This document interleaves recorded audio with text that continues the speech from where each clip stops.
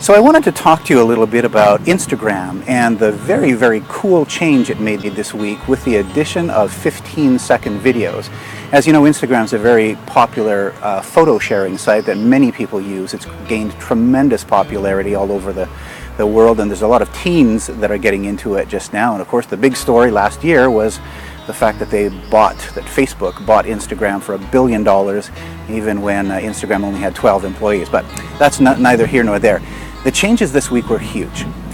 You can now record up to 15 seconds worth of video in Instagram and post it to Instagram. So what does this mean for you? Well, it means you have a lot more elbow room to shoot video than you would with, say, a Vine. As you know, Vines are 6 seconds, and having only 6 seconds pushes people toward the silly side of things.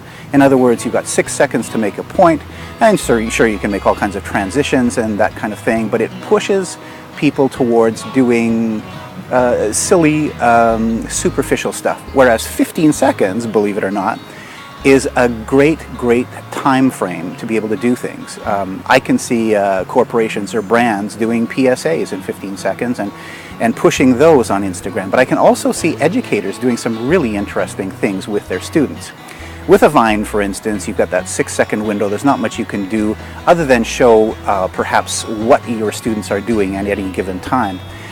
With 15 seconds, though, you can actually show how or even why, explain why you're doing what you're doing.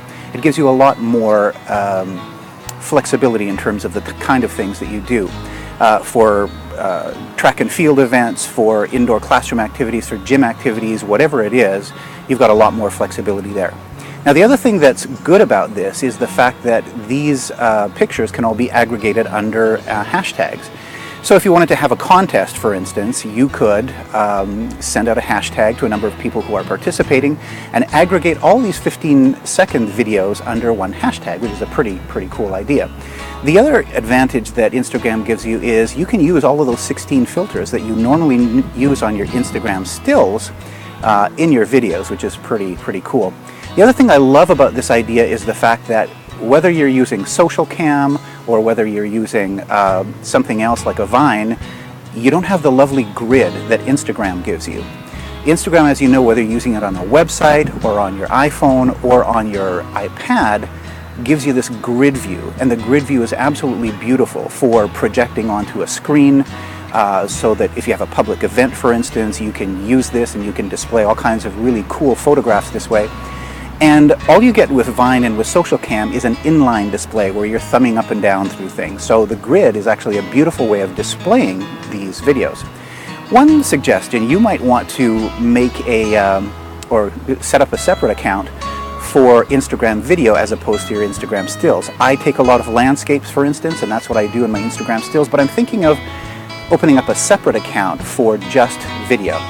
In any case, the popularity of Instagram video is going to go through the roof. 2 nights ago when it was launched, everybody was on there doing their 15 seconds worth of video. And it's a pretty cool thing. It's going to grow, and you will find uses for it as well if you're an Instagram user. If you're not, take out an Instagram account and see what all the fuss is about. Thanks.